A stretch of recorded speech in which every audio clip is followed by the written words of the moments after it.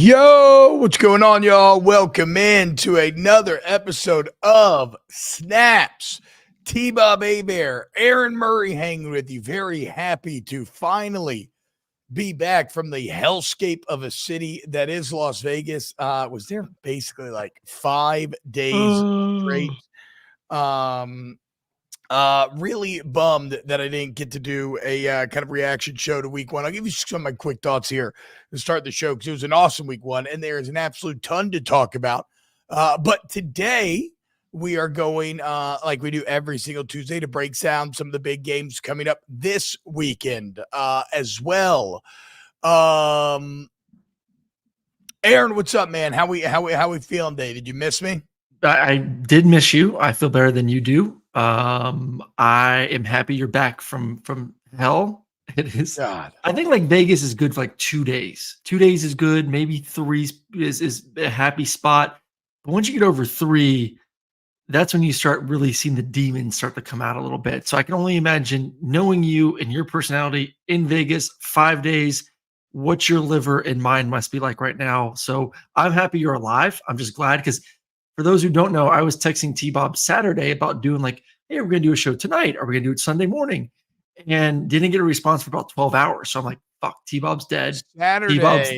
Saturday went about as sideways as the day can possibly go. As I'm at an LSU pool party at the Daylight Beach Club, and I'm trying to watch the Miami-Florida game, but just more and more tequila is entering my system, some other things. And then, I'm a bit of a social butterflies in these scenarios. So next thing you know, I'm flitting around cabana to cabana. Then next thing you know, I'm up there on stage partying with some people that I just met. Oh boy. And next thing you know, I look around because I'm just dancing my ass off at this point. And everybody's gone. Not the people I was with on stage, but I wasn't really with them, right? I just met them. We were hanging out. Everybody in the cabanas where my friends were, where my group were gone. Also gone, all of my belongings. Fanny pack with wallet, keys, phone, my shoes, my shirt, literally everything gone. So here I am, very inebriated at 5 p.m., at a Vegas day pool, and I have nothing but a little slutty bathing suit that doesn't even have lining. No underwear, no lining, just a little tiny half-thigh bathing suit and nothing else. Do we have pictures of this bathing suit? And I'm completely alone, and I have to figure out my way home. I guess my friends thought they were doing me a favor. They couldn't find me when they left, so they thought they were going to take my shit. I'm talking to the workers. I'm like, bro, do y'all have any? I mean, you got anybody turning like a fanny pack, jersey, shoes? Nothing. I was like, guys, you got to give me something here. They gave me this stupid ass looking too small teal blue tank top. Then I have to walk back to the hotel. Finally, I managed to hunt down one of my friends. He has my fanny pack. So finally, thank God, room key, phone, everything else found.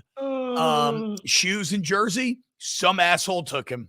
Like the only nice pair of shoes I have in this badass LSU basketball jersey that I had never worn except for this one singular time, now completely gone. So I made it. Next thing you know, I'm sitting down and finally making 50. I'm like, thank God. I'm talking with my friends for a second. We're sitting around, and I had just met so one of my friends used to play in the NFL, and one of his old O-lineman teammates is there, and we're like talking, we're all hanging or whatever. And I was like, all right, guys, I got to go to bed, right? Because like that was just a hellscape of an afternoon. And so I passed out probably about 6 or 7 p.m. and I slept about 12 hours straight. But the guy that I had just met, the friend who again was kind of known for being a psycho in the NFL and O-lineman, he told my buddy, that guy seems fun, but an absolute liability, which is probably true. Put that on my tombstone. 100% true. Put that on my tombstone. Fun, but an absolute liability. It was.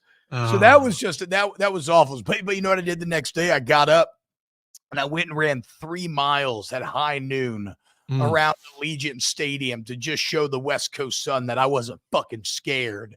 The problem was the LSU football team was. I'll say this. I'll say this about that LSU USC game, and then we'll move on to just a couple of thoughts this week, and then we'll go right in previews. I came away. LSU did not lose that game. USC won that game. I came away very impressed, first and foremost, with the physicality of USC's team. This was an LSU offensive line that we expected to be dominant, and they were not. I can think in my head about 4 to 5 times that USC hit an LSU ball carrier and like noticeably drove him backwards, like popped him backwards. I cannot think of one instance of LSU doing the same to USC. So I thought there were worlds out there where LSU would lose this game because they would be outskilled. And to be clear, I think you could see the deficiency between that LSU secondary and the USC weapons. But ultimately, I think LSU lost this game because they got out physical. And USC punched him in the mouth. And Miller Moss was great. And in the moments when he had to have it, his ability to turn it on and find the plays where his counterpart, Garrett Nussmeier, who was great for the most part, but in the highest leverage moments, Moss found the plays. Nussmeier did not. USC's O-line cleared the holes. LSU's did not. You can't talk to me about wanting to run the ball and how you're going to run the ball, and then you don't get a 3rd and 1 with the game on the line, or Nussmeier in that throw to the flats to extend a drive with the lead at the end that could maybe he spikes it into the ground. So very impressed with USC overall. And here is my week 1 overreaction of the weekend, Aaron Murray. USC looks more Big Ten ready than does Oregon. After an entire offseason of shit talk, the USC Trojans by far looked more Big Ten ready than did the Oregon Ducks, whose O-line looked bad and who struggled with an Akron team that isn't anything to write home about. I mean, if it's a 1-game sample size, 100%. If I'm still buying stock on who I believe in for the season, I'm still going to buy some stock in Oregon. But I think we set the bar so low for USC and me personally, Miller Moss, that they exceeded it, like, because it was so low. Like we were saying, like USC is going to be a 7-win team, 8-win team maybe, and all of a sudden now you saw the physicality. You saw Miller Moss is legit. Like that bowl game wasn't a fluke at all. Like that is who he is. He's broke it down yesterday. He's accurate. He's on time. He throws in rhythm. He's everything you want. He plays within the system too. Like it's not Caleb who colors outside the lines. He draws nicely with inside what they're trying to do offensively, and did a hell of a job doing it. And then, like you alluded to, they're bigger, they're stronger than they were a year ago. They're more physical. The new defensive coordinator did a hell of a job getting ready. I thought if I was an LSU and USC fan, I'd be happy with the defensive coordinators, which is weird in a game where some high volume yardage was put up.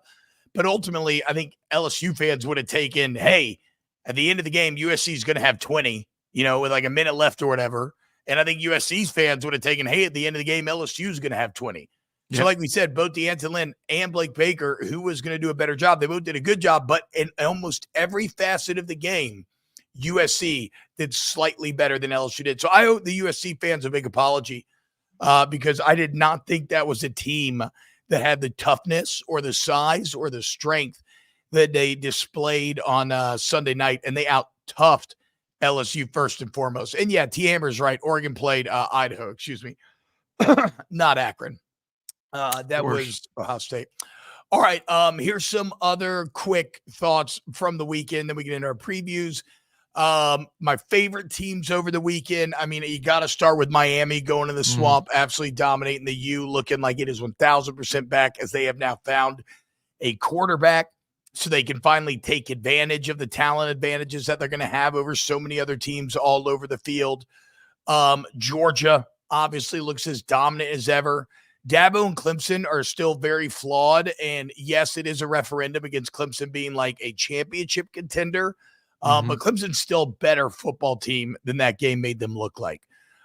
Notre Dame proved something huge to me going into that environment at night and winning in the physically dominant way that they did. It's also a team that should only get better as Riley Leonard and this offense has more time with each other. I mean, who's happier this weekend than Mike Denbrock?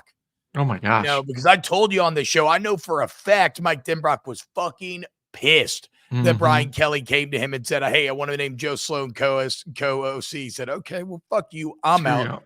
He goes back to Notre Dame.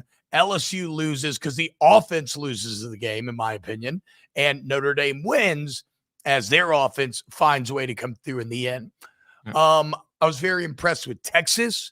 Colorado State is a more legitimate opponent than most of what the big teams played, and yet Texas's score and dominance was as impressive as one of the Akron games or anything else like that. How could you not be excited about how Quinn looked? And then obviously Arch Manning, right? That was pretty fun to see if you're a Longhorn fan.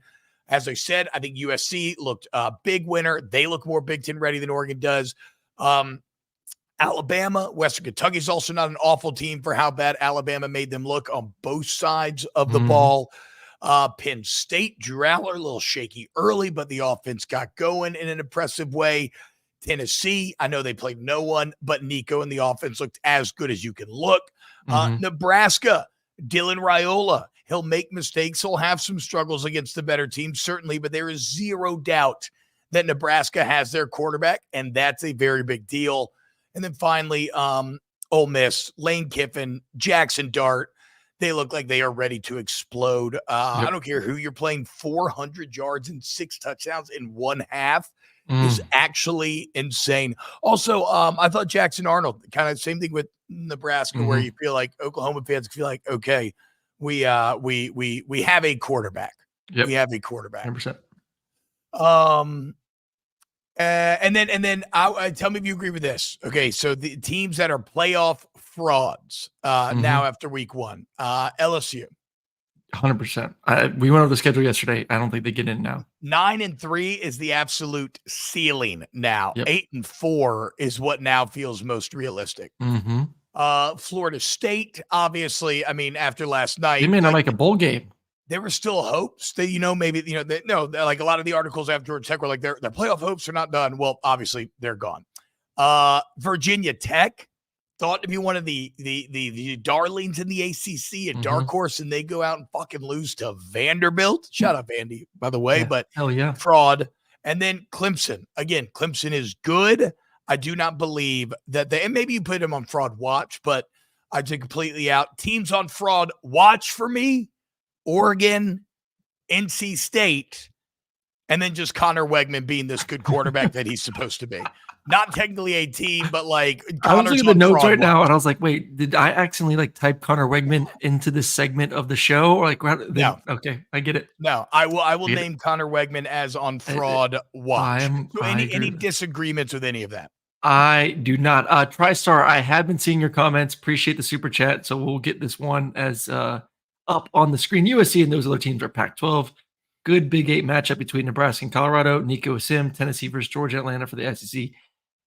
Nico's good, man. I really enjoyed watching his tape. I know a lot of people are upset with me. You and Orlovsky, I posted my top 5 quarterback performances of the week. And yes, Nico's up there. But I do consider who they played, because once you put one guy up there that had crazy stats versus a lesser team, then it's like all these guys. There's 7 guys that would have been in it then. So I've tried to put guys in there who I thought had a really, really good game against a good opponent, and that's how I come up with my 5. And nothing against Nico. Makes sense, but can you put? I mean, Nuss had a good game, but I thought Nuss played great. He did. He did. He had one bad throw. Bad throw. I know. One bad throw.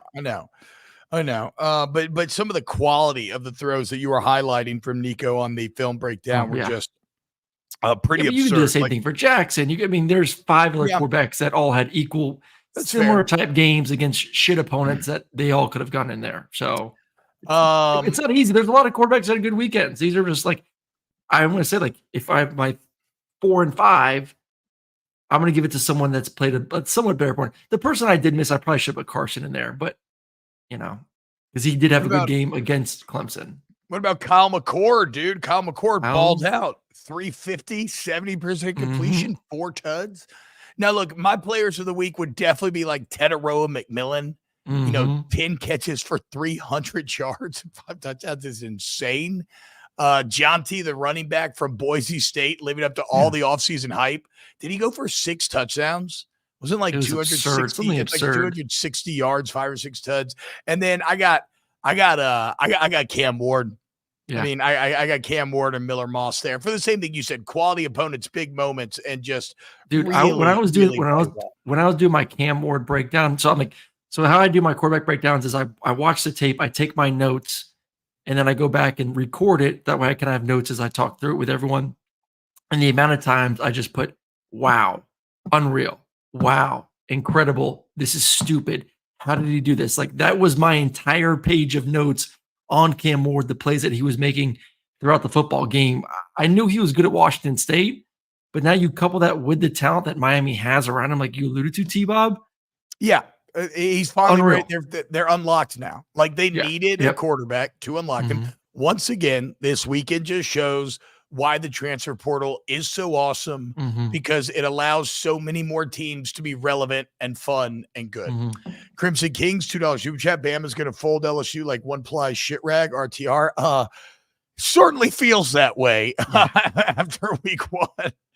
TriStar, $5 super chat. SEC should it go east of the Savannah River or west of the Mississippi? Need Tech and FSU in the conference. Talking Georgia Tech or Virginia Tech? I don't know. Thank you for the super chat.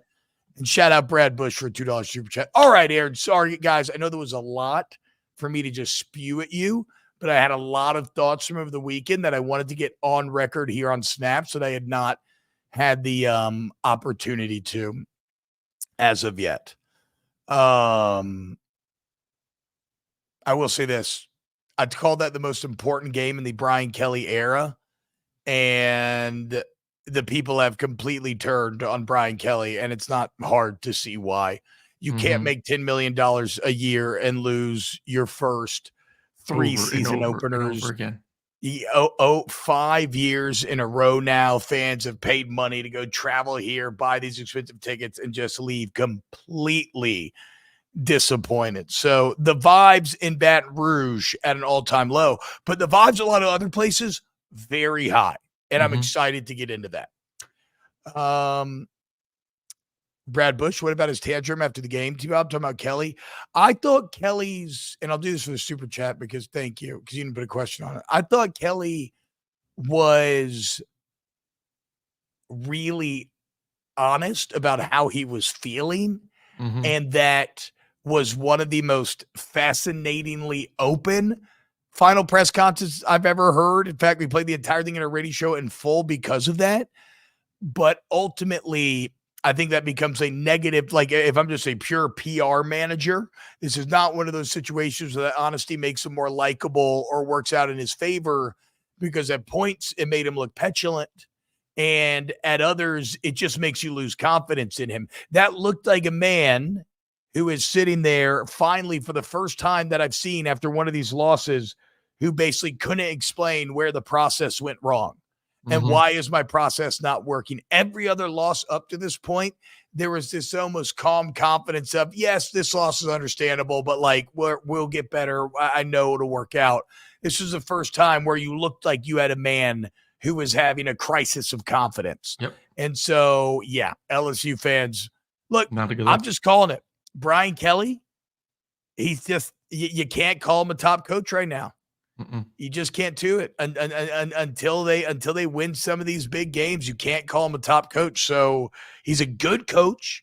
I don't know that he's a great coach any longer, and that's what he's going to have to try to answer. I agree. Before we get into the breakdowns of these games, really loving the viewership right now, especially on YouTube. Close to almost 300 people watching, 275, only 25 likes. So smash the thumbs up button. Appreciate it. How about this, guys? 18.2 on YouTube. Are you guys freaking kidding me, dude? You are 25K by the end of the month is the goal. I cannot thank y'all enough, dude. I cannot thank y'all enough. Can we get the 25K by the end of the month? That would be unbelievable. And please just, continue to hit the like button. That helps the algorithm. If you're watching, you're not sub, that helps the algorithm. And, telling all your friends and family at the local carpool line or library or pool, wherever you hang out, that helps as well. as well. So huge thank you, guys. Huge thank you. And yeah, Aaron's quarterback breakdowns are on point and absolutely killing it for the channel Those as are well. If you fun. have I not enjoy watched doing those that. yet, go I watch enjoy them. them. That is All right. some of the fun stuff I do. All right, let's get into it. Let's do some game previews for week 2, and we start with the biggest game of the weekend, one of the biggest games of the entire year. Very rare that you have two playoff teams, in the 4-team playoff era, two playoff teams meeting in the regular season, and yet here we sit with the red-hot Texas Longhorns going to the Big House to take on the defending national champion Michigan Wolverines. Now, as we'll talk about, unfortunately, on the field, I don't know that it's quite as exciting as it feels in name and in brand. But there is no denying, Aaron, you cannot get a bigger name on name matchup than Texas at Michigan. And uniform on uniform and helmet on helmet. Like, you're gonna turn on the TV for that big noon kickoff on Fox and be like, damn, like it's gonna be aesthetically pleasing to the eye to look at Texas versus Michigan in that stadium.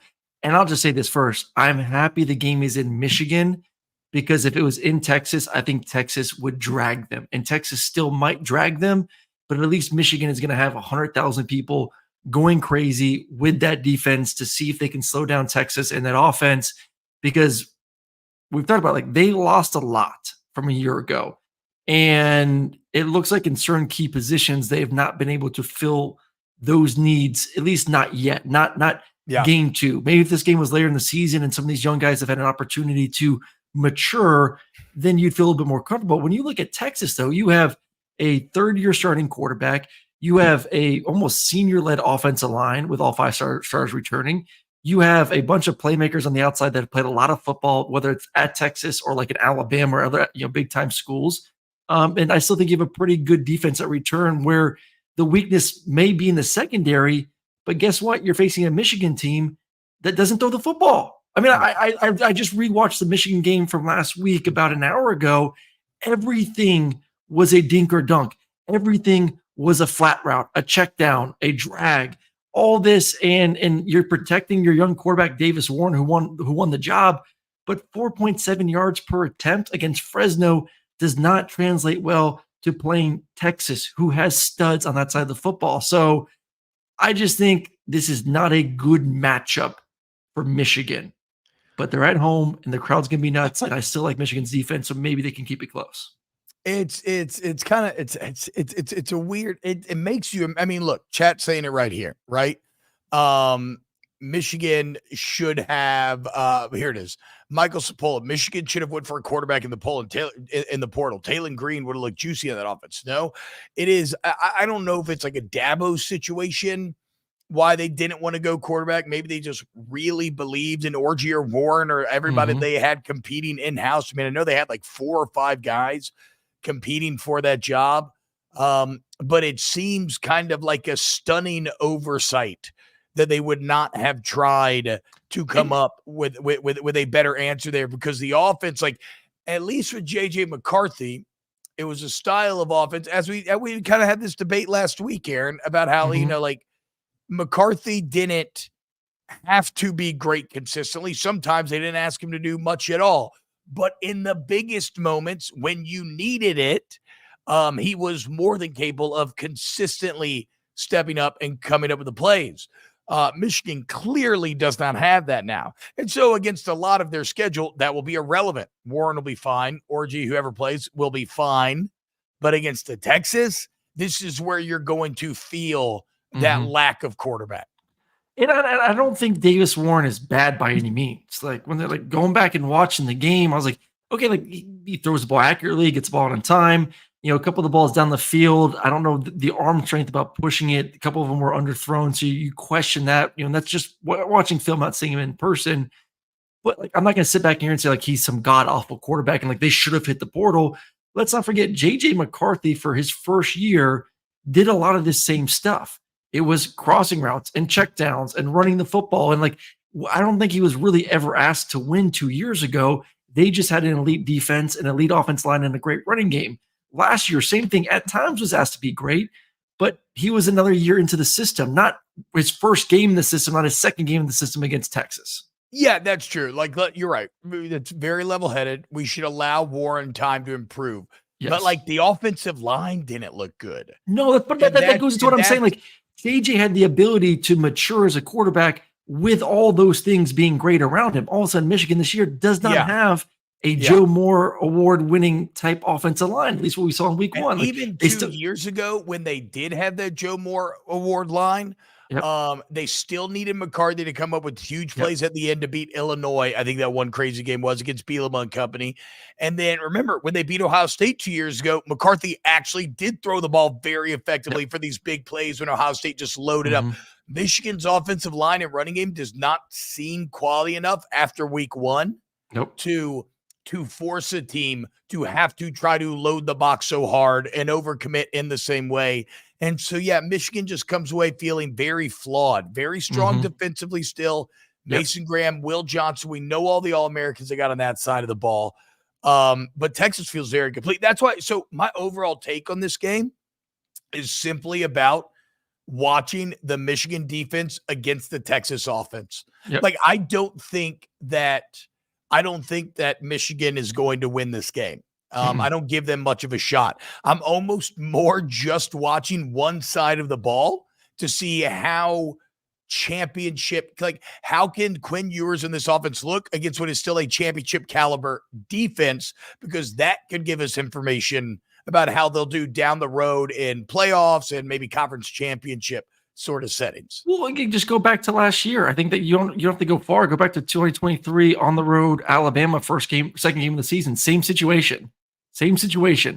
And they put up 34 points against Alabama in a hostile environment, and Quinn Ewers threw for 349 yards and 3 touchdowns. So, this is a veteran football team with a third-year starting quarterback within one of the best offense lines in the country. Like, they will not be phased going to Michigan. Maybe the early start's going to be 11 a.m. local kickoff there, I believe, in Michigan. Maybe it's Michigan Eastern or Central. I don't know what. Still early kickoff. Oh, I get confused about that because I think Michigan's like. I think it's Eastern. Regardless, Eastern. That is Eastern. Yeah, they are Eastern. Holy shit! I am not worried about them being able to score points. Will they score in the 30s? Maybe not. I really do like this Michigan defense. I think they're good on all 3 levels. But you look at their offense for Texas. I just named Quinn. I really like the 2 running backs that played last week for Texas, Gibson and Blue. I thought they looked really good. And then they're deep at receiver. It's not just Isaiah Bond, but Wingo looked good, Cook looked good, Golden looked good. Like, they have multiple receivers inside this offense. And just like I talked about, when I watched Cam Ward in the film, and the amount of wows. When I watched Texas's offense and the schematics of the offense and what Sark does, and I'm actually going to be, I just watched it again, and I'm going to be putting out a quarterback breakdown video that comes out today or tomorrow, so you can kind of see some of this. What he does with players, basic concepts that he puts a little twist on, is so fascinating to watch. I mean, he's truly a genius when it comes to offensive game plan. And now he is one of the best quarterbacks in the country with a lot of talent and a really good offensive line. So I think they will be just fine handling their own on that side of the football. And I just don't think Michigan has the dudes on their offense to really threaten Texas right now at all. This is a good matchup for the Longhorns. TriStar $2 super chat. Texas to make the Southwest Conference look good. Demon Deacon with a $5 super chat. Was Michigan holding back the playbook some? I know they aren't as good on this year, but maybe they were purposefully vanilla. I don't think so, because you're going to get ready for Texas. What appears vanilla to the naked eye is what Michigan's done for the last 2 years. Like, it's still Sharon Moore's offense, right? So it's not like there's any hidden wrinkles in there. I think the problem is when they still have Donovan Edwards, the O-line, maybe more than anything, has taken a step back, and it's a step back that's maybe just too hard to overcome. I got a couple of super chats to get to, Aaron, but before that, final thoughts on this game. Again, I think Texas goes into Michigan. They come away with a win. Michigan's defense is good enough to make it frisky early on. I feel a lot like Georgia and Clemson here. However, I expect in the end, in the same way that Georgia did, I expect Texas to pull away. The only thing I would say is that maybe Michigan's offense finds a bit more success than Clemson's does. Just to live than Clemson's does. I think it's more than 3. Maybe they scored 10. They find their way to the end zone one time. But in the end, it is that kind of 30 something to 10 score. Like, is that crazy? I I don't think it's crazy at ends all. up winning this. I think Texas wins. I mean, I can maybe see it like 27-13 type game. I'm interested to see. Obviously, Orgy's not the guy, and for all those who watched the game last week too, saw that the skip pass that he threw on the rollout. But do you put him in the game a little bit more to get some more QB runs? To help out the offensive line, to get Donovan Edwards some more possibilities to hit the edge, and to slow the game down as well. Like we always say, like you don't want to give Texas more possessions. So how can you run the football, eat the clock up, and shorten the game up a little bit as well too? I mean, look at USC LSU over the weekend. Like that game flew by. I mean, there was multiple possessions that were like 7-8 minutes, and almost like that. That is, I mean, it was almost the second quarter before LSU had their second possession. I know. So like, can you do that to Texas where they lose 2, 3, 4 possessions? Like to me, that's the only way you can keep this thing close. So once again, like, do you put Orgy in there a little bit more in this game and run him? So like, if you're talking about like holding the playbook back, was that part of the playbook that you are saving for Texas in this game? New Juice said, I think he stole my take word for word. And then I went back and read it, and he said, Texas, Michigan might play out like Georgia Clemson did. Michigan D puts up a fight in first half, but adjusts for halftime, lead to a blowout. I didn't see that, but hey, great minds, parallel thinking, and all that. All right, so we both think Texas goes into Michigan, big win. It's crazy how back Texas actually truly is. All right, couple super chats here. TriStar says Georgia Tech. And then Sean King asks Georgia Tech thoughts. Should they be ranked after FSU's embarrassing start, and or does the committee need to see more? I mean, if I'm a Georgia Tech fan, I'm not overly concerned about being ranked or not. I'm just loving what I'm seeing thus far. To come out there, Georgia State as a program, to be fair, I don't know much about them this year. I know they've had some talent. Now their talent keeps like leaving for bigger schools, but I feel like it's a pretty good team to just go out there and handle 35-12. Another very nice Haynes King stat line. So who does Tech have next? Like if they're not ranked now, even though they are 25th at ESPN Power Ranking, okay, Syracuse. Let's see what they do Saturday against Syracuse at 11 a.m. That's a sneaky good game with what we saw. It doesn't help that Florida State got pushed around by Boston College last night. Like that hurts that first win of the season. Oh, don't die, MET. Boston College, though, also a good team. But yes, I agree. I agree. But they dominated Florida State from start to finish. No, I know. And so that takes away a bit from Tech. But I guess what I'm saying is like Boston College is also not like people. No, I know. Boston College was awful a couple of years ago. They figured it out at the end of last year, and they carried it forward into this year. Syracuse, Georgia Tech is actually sneaky fascinating. Kyle McCord playing very well week run. Okay, we'll see. We'll see. You go if you go into Syracuse and you come out with a win, yes, I would rank Georgia Tech. Next game on this list. This one's going down in Charlotte. And it's a ACC SEC battle, and it's two teams that a week ago this felt way more exciting than it does now. Because as I said, NC State, I don't know if I put them on the list, but they should be firmly on fraud watch after what I saw in week one, whereas Tennessee looks ready to take that leap to the next level. They are more than ready to take that leap to the next level. I think Tennessee, the big question mark how good is Nico going to be? Like we have the offensive line. I think their skill position is tremendous on the outside. I really like their defense. I like their defensive system. They're very aggressive. The front four, front seven is really good. So there's not a lot of holes to poke when it comes to Tennessee. And then now you may have one of the most talented quarterbacks. Why he's still green, only his second career start, still green. But to me, he's put enough on tape between last year's Iowa bowl game and then the first game of the season to be like, he's got talent. He can do everything that you want to do in an offense that is very quarterback friendly, in an offense that once again has a ton of talent on the outside.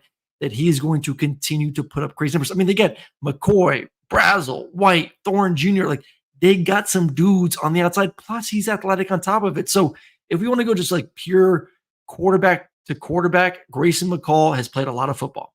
He's played a lot of football. It was in a very unique offense in North Carolina or Coastal Carolina.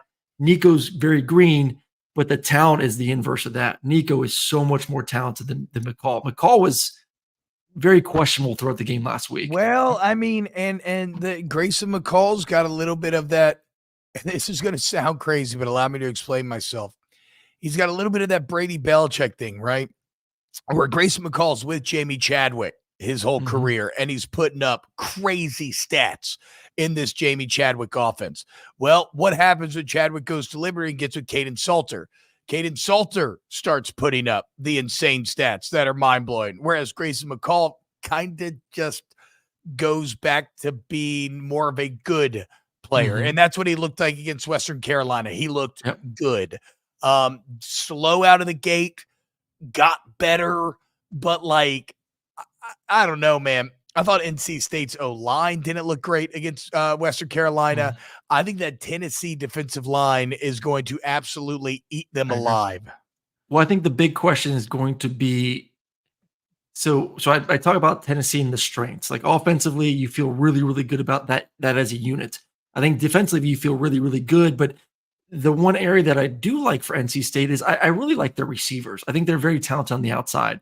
And like I said, Grayson, the amount of times that balls were underthrown or behind the receiver where guys are having to catch it, not being able to stay on the run. But you look at them, and Conception is a very talented receiver. I like Jolly, I like Rogers and Grimes. Like, they have 3 or 4 pretty good receivers, and they like to get into 10 personnel, 11 personnel. So, like, to me, this is a good game for Tennessee fans and SEC fans and college football fans as a whole to sit back and say, okay, is Tennessee legit? Can Nico now do it again against a quality opponent? And can this defense, we know they're good up front, can they stop an offense's passing attack with talented receivers on the outside? If they can do that, then all of a sudden I truly think we can have a real conversation of Tennessee is a playoff caliber football team. I think they are right now. I'm just saying, like, this is a good test of receivers versus DBs. Can you slow them down? And if you can prove me that you can, I feel even better about you. Yeah, I mean, make no mistake, Conception, already one of the best players in the country coming into this game. 9 catches, 121, 3 touchdowns. He lives up to all of the offseason hype. But on a man-to-man basis, Tennessee felt very complete week 1, and they're more talented than NC State, pretty significantly, in my opinion, on both lines of scrimmage. And so, as good as Conception is, sometimes wide receiver is one of those positions where it almost doesn't matter how good you are. If you're outclassed on so many different other areas of the field, you can't really do anything with your talent. And they'll try to force the ball to Conception, and I'm sure he'll have like respectable numbers, but in no way will he have the numbers that are going to be required to keep up with. Also, like, bro, the NC State defense did not look good against Western Carolina. They gave up way too many plays. And then I'm just thinking about the speed, like you said, that Tennessee's bringing to bear, and the darts that Nico's throwing. And then chat saying that this is 7.5. I would smash Tennessee to cover this 7.5. I feel as if Tennessee views this as a great opportunity to say, no, we have arrived, and really assert themselves as being super legitimate. This will be an interesting game interesting is the wrong word. This is a great opportunity. Nico's already all over the place. Nico is the talk of one of the big talks of college football at the moment with his first game. One, because we've been talking about Nico for 2 years, the $8 million man, high expectations, all that. I believe this is a 7:30 primetime game. If he goes out there and has a game of 3 or 4 touchdowns, Nico will be thrust into the Heisman conversation. This is a big moment for him. So he should be. Yeah, he should be. I think I'm with you though. Like, Tennessee, man for man, if you want to break it down position group by position group, is by far the superior team in this matchup. It is either 7. I think it's 7:30 Eastern, 6:30 Central. I'm not sure. It could be 6:30 Eastern. It looks like it's going to be on ABC though. 7:30. It's Yes. the primetime game. Okay. 7:30. Okay. So 7:30 Eastern, 6:30 Central, ABC primetime game. Nico, write your legend. Demon Deacon, $5 super chat. Aaron, disgusting. Nico didn't hit your top 5 quarterbacks of the week. He dominated his routes versus air drill. Yeah, I mean, look, they didn't play anybody, but again, how do you sweet look ass throws when you don't play somebody? And he looked awesome. AK says, I'm pretty confident Tennessee will crush them, which means NC State will win, right? Yeah, exactly. We'll see I'll be very interested to see what the public money does. We told you about it last week, the LSU USC matchup, all that sharp money flowing in on USC. And well, wouldn't you know it? The sharps were right once again. Elias Gray says only advantage NC State would have is defensive back, and that might be a lack of data. The problem is I wasn't terribly impressed with the defensive backs against Western Carolina, and I don't know whose defensive backfield I like against Tennessee in that attack. Week 1 reaction.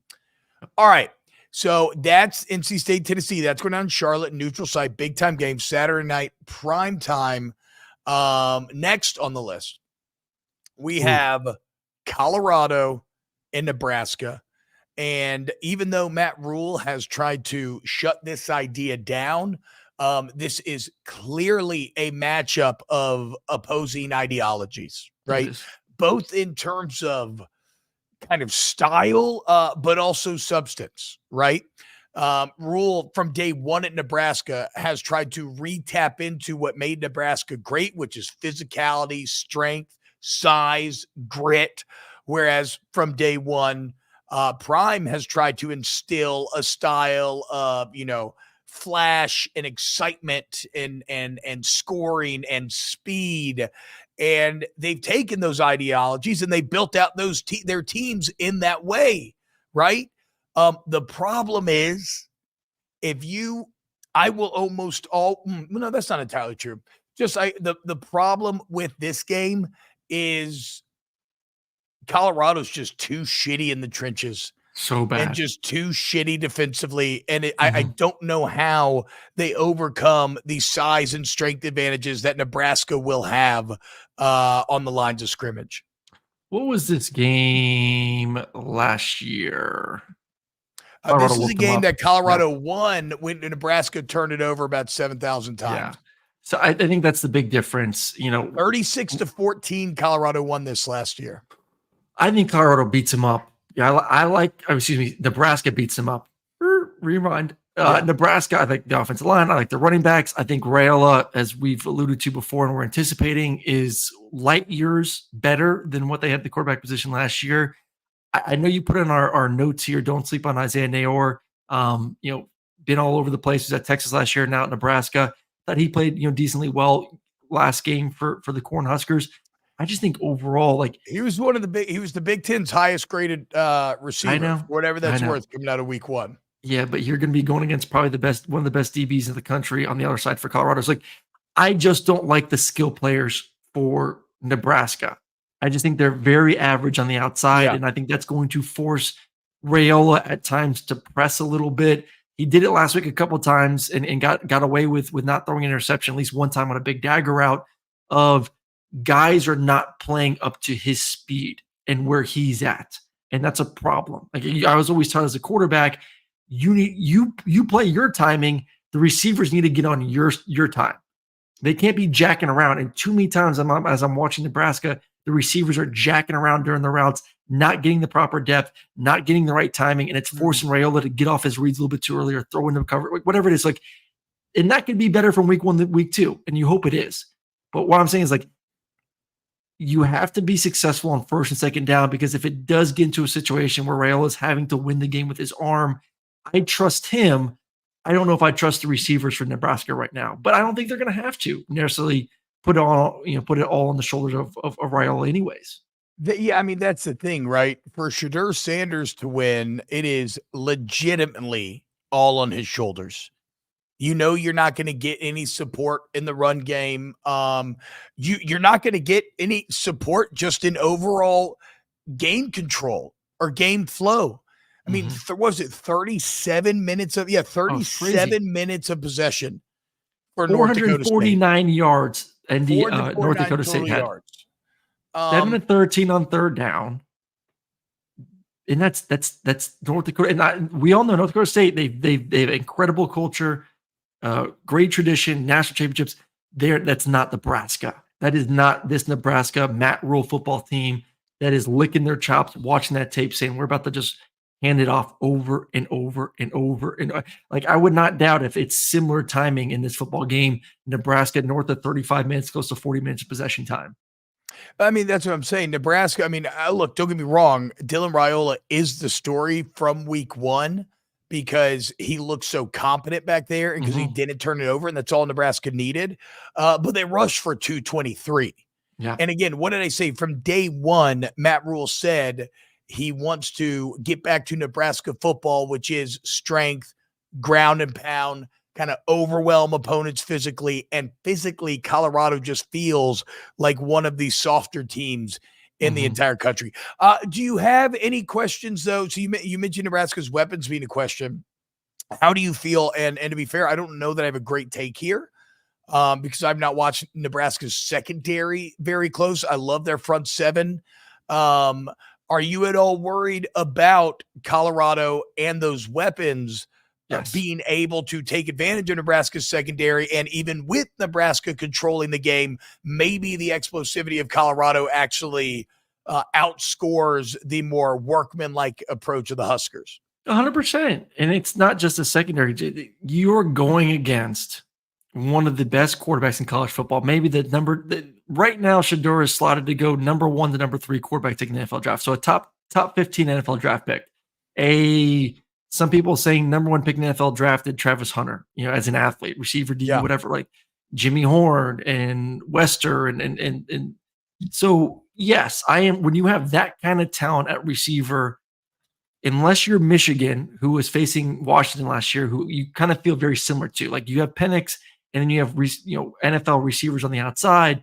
Unless you have a Michigan type defense, you should be scared. This is an NFL quarterback you're going against. This is a day one NFL starting quarterback with day one NFL starting receivers on the outside. It's going to be a tall task. So it comes down to this offensive line for Colorado. Are they just a smidge better than they were last year? Can they hold up a little bit? But I think Shedeur is more than capable, and this offense is more than capable of moving the ball up and down the field. Just how many opportunities are they going to get? It's going to be the big question. I will say this. So just take this with a grain of salt, because as I said, I don't have a great read on Nebraska's secondary. Just a quick Google search as you were talking about that. There's plenty of offseason headlines from Nebraska papers, fan sites, et cetera, talking about how the DB room should be one of the strengths of this team. So sure, they look great against UTEP, whatever, but like this is actually going to prove that or not, right? Because if you can go stand up to an NFL quarterback, like if you can, then there's no way for Colorado to win this game. No, there's just absolutely no way. So to me, this is my last point on the game. I think Nebraska wins. I think they are going to physically, just kind of put it to them a little bit. And it's at Nebraska. It's going to be a hell of a scene there. Oh, it's going to be so loud. My only worry in this game, it's a 7:32, 7:30 Eastern. Okay. My only worry in this game is that Raiola is the number 1 quarterback prospect in America. A lot of hot offseason headlines. You're going against Shedeur Sanders. You're going against Prime. That can, this is true. Like that can get into your psyche a little bit, where you kind of amp yourself up a little bit more.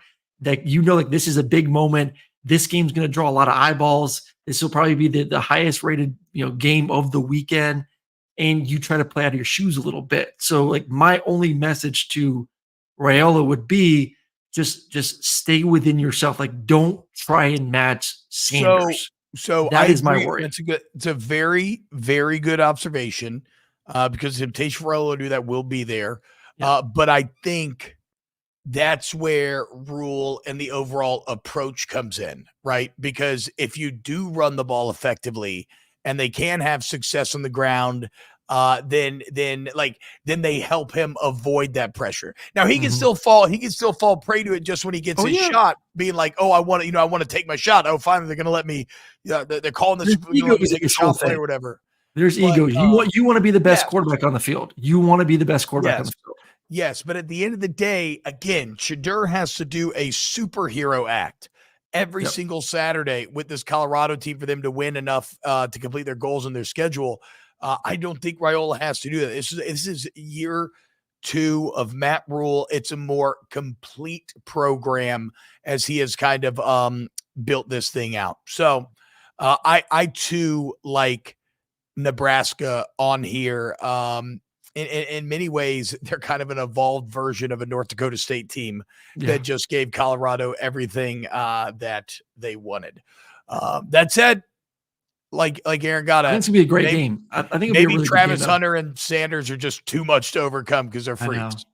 This is just, it's so hard to figure this game out because it's so different. You have the elite athletes, you have the elite quarterback. Not saying Rail is not that, but he's only a second start, a true freshman, 18 years old probably, and then the ground and pound. So like, which ideology do you want to believe in today's game?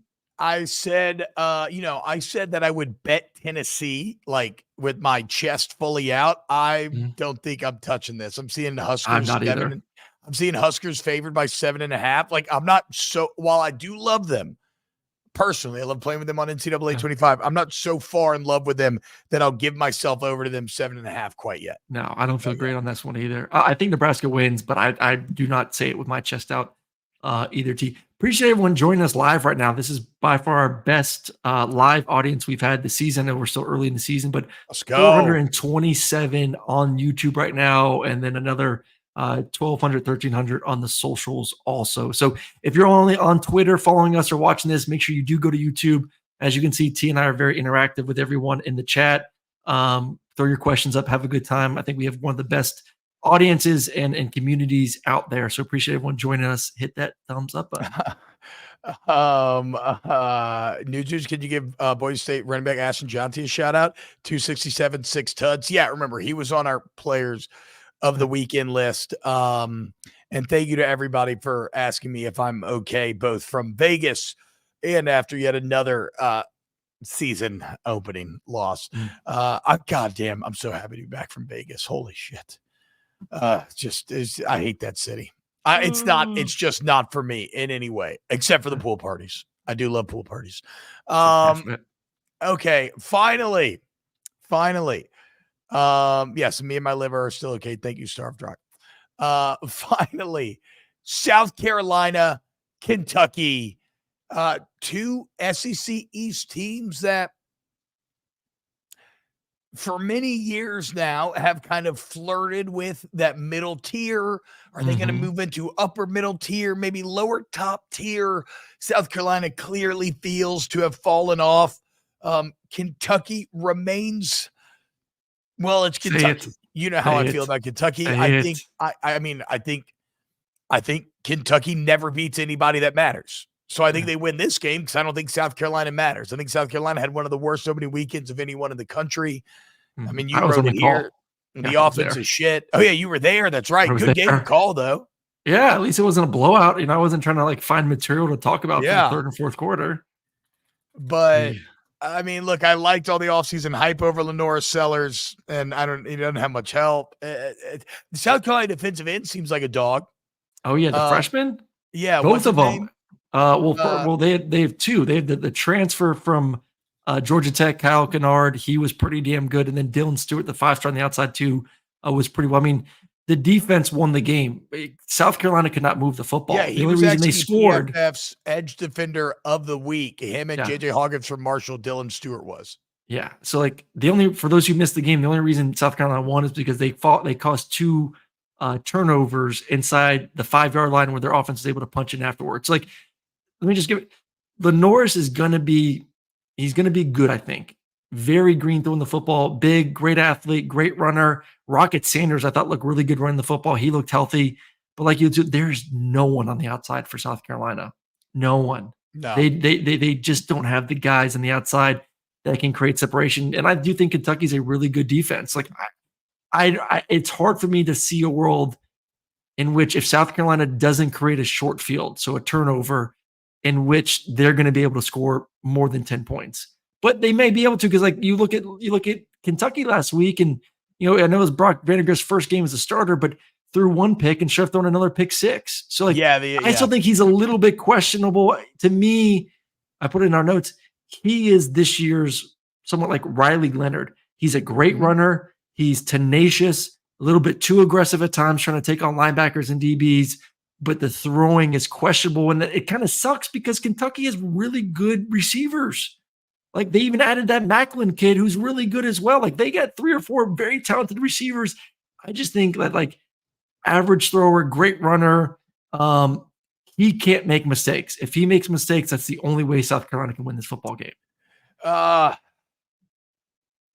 Yes.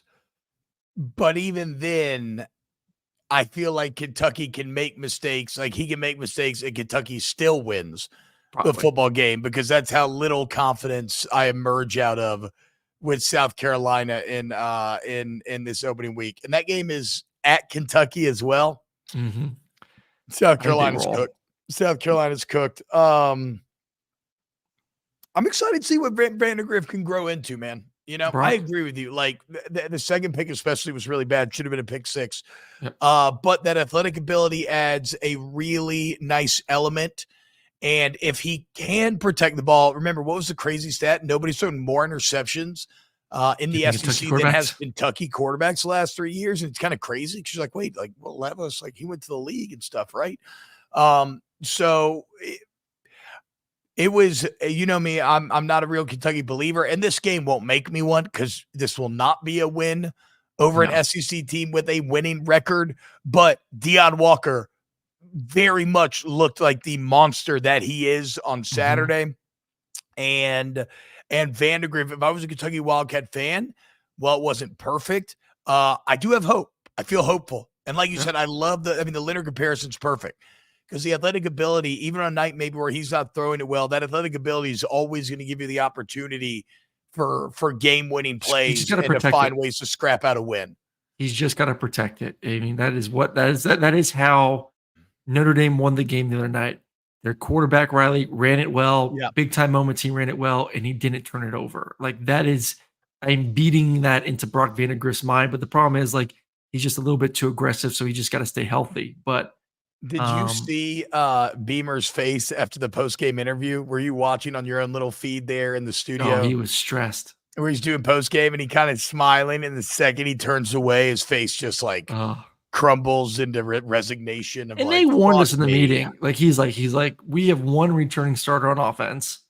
So like we've talked about with Brian Kelly last year with the defense, like warning us, like making sure like we know that like he doesn't feel very good about it. He's like, there's only one returning starter on offense. And this isn't secret. I use this on the broadcast. So I'm not like going behind his back saying it's like, he's like essentially telling us, not word for word, but like there are some growing pains that are going to happen. We have one guy returning, a lot of guys with not a lot of experience. We just need to get reps. So, you know, we always said week 1, year 1, the year 2, you always have a big growth. You also have a pretty decent growth from week 1 to week 2 as well. So can Lenore Sellos just settle in a little bit? Because he did miss some pretty easy throws last week that, you know, to see if he can connect week 2. All right. So winner, we both like Kentucky then. Yep. Brendan Huff says, TBob, your shoes are so small they fit in your fanny pack. No, I wish they did fit in my fanny pack because then I'd still have him. That's the only mystery I don't understand from the pool party debacle. Who the fuck? It was all people that I know, and yet nobody will admit to it. Who took my jersey and who took my shoes? I don't want to have to buy new shoes and hear them. I'm also sad that I had to miss yesterday's show because I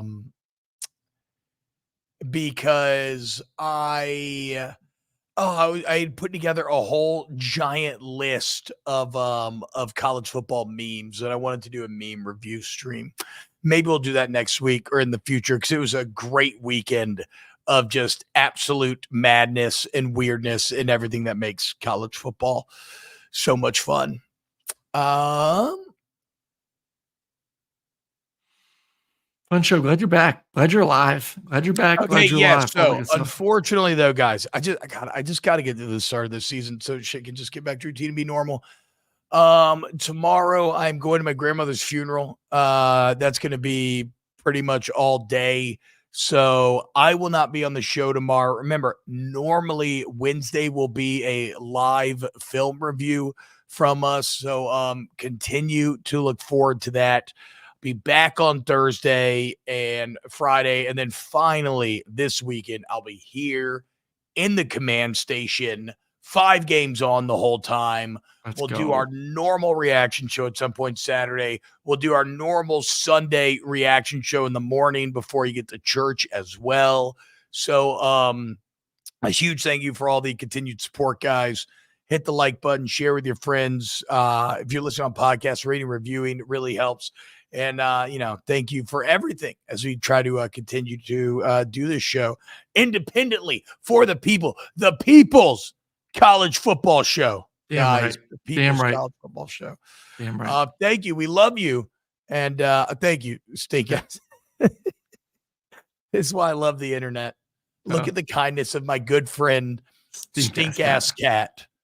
Who's a $10 super chat. Sorry for your loss, TBob. Thank you, Stink Ass Cat. That really does mean a lot. And many people have reached out, and it's very kind.